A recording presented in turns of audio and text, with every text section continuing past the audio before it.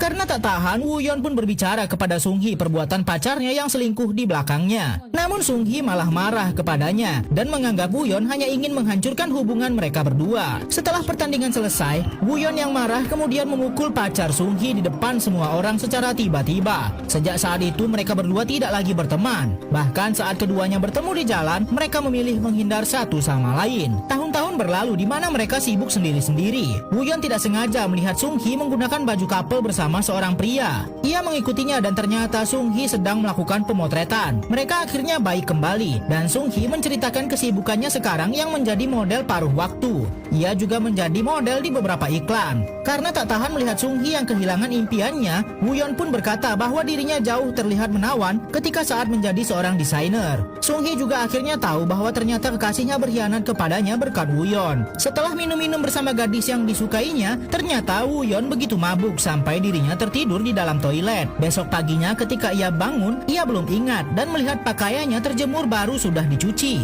Begitu ia bertemu dengan ibu kosnya, ia menceritakan bagaimana Sung-hee membantunya dan membersihkan kotorannya. Tentu saja Woo-yeon begitu malu karenanya. Hari itu Woo-yeon akan mengantarkan Sung-hee untuk syuting iklan. Tapi tiba-tiba ia mendapatkan telepon bahwa perannya dibatalkan dan digantikan orang lain. Sung-hee pun tak kuasa menahan tangis. Woo-yeon di sana mencoba untuk menghibur dengan mengata-ngatai produser iklan itu. Untuk membuat mood Sung-hee kembali, ia mengajak dirinya ke suatu tempat yang begitu indah. Sempat bergembira bersama. Ketika Woo-yeon mencoba menciumnya, Sung-hee malah menolak. Ternyata Sung-hee masih enggan untuk menerima kembali cinta Woo-yeon. Ketika Woo-yeon menyatakan perasaannya, Sung-hee menolaknya dan kemudian membuat dirinya marah dan pergi dari sana. Ketika itu, pacar Woo-yeon datang dan berbicara kepadanya, menanyakan tentang sahabatnya yang adalah cinta pertamanya. Akhirnya keduanya pun putus. Woo-yeon kemudian menemui Sung-hee kembali dan berkata bahwa dirinya sudah putus. Sung-hee begitu marah kepadanya karena Woo-yeon melakukan tindakan yang sembrono. Ia menolak Woo-yeon mentah-mentah karena tidak ingin melanjutkan hubungan mereka. Apapun akan dilakukan pria ini demi wanita yang disukainya. Ketika ada mara bahaya, ia segera berlari melindungi Sung-hee yang hampir tertimpa papan reklame. Karena kejadian itu, Woo-yeon dilarikan ke rumah sakit dan mengalami patah tulang dan cedera serius. Namun setelah kejadian itu mereka berdua menjadi sepasang kekasih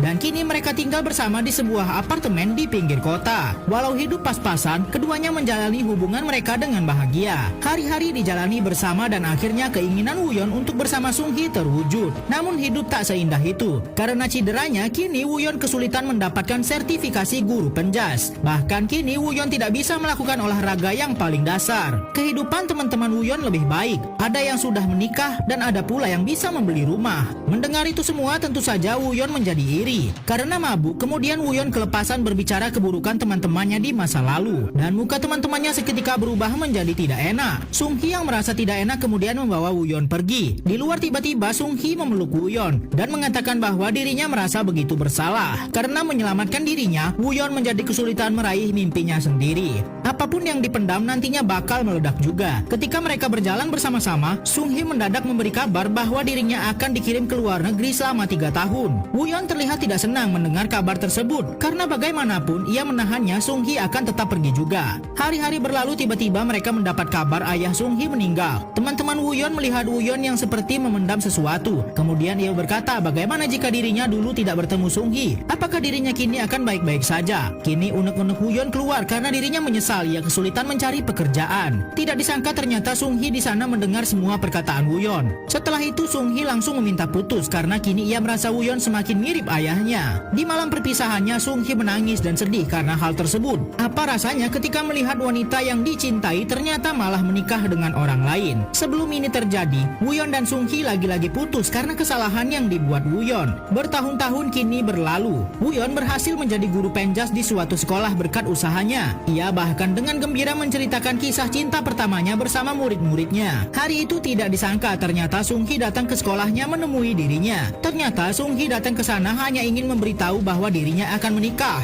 Namun Woo-yeon mencoba meresponnya dengan meminta dirinya harus memberikan undangan. Setelah mendengar kabar itu, Woo-yeon minum-minum karena kecewa mendengar kabar tersebut. Ia bahkan mengajak teman-temannya untuk pergi ke tempat terpencil untuk menghiburnya. Tangis Woo-yeon pecah ketika melihat gambar yang pernah dibuat oleh Sung-hee. Hari pernikahan pun tiba. tiba, di mana Sung Hee yang terlihat begitu cantik. Woo-yeon dibantu teman-temannya akan membuat ia bertemu dengan Sung Hee secara empat mata berdua saja. Mereka pun melakukan aksi mereka, dan kemudian akhirnya Woo-yeon berhasil masuk ke dalam dan bertemu dengan Sung Hee di sana. Woo-yeon ternyata ingin mengatakan kepada Sung Hee bahwa dirinya benar-benar menyesal di masa lalu. Seharusnya ia tak mengatakan sesuatu yang menyakitinya dan membuat hubungan mereka menjadi kacau. Ia benar-benar beruntung bertemu dengan Sung Hee di masa lalu, hingga membuatnya menjadi pribadi yang seperti sekarang. Sampai akhirnya waktu mereka akan selesai, Sung Hee kemudian berdiri dan mengulurkan tangannya untuk menyalami Woo-yeon. Acara pun dimulai dan Sung Hee akan memasuki altar. Woo-yeon di sana tersenyum melihat mantan kekasihnya yang begitu cantik dan bergembira. Woo-yeon harus merelakan bahwa dirinya tidak bisa memiliki Sung Hee. Seketika momen kebersamaan mereka terekam kembali di mana dirinya dahulu sering membuat Sung Hee bersedih. Setelah itu Woo-yeon pun memilih pergi sebelum Sung Hee mengucapkan janji pernikahannya.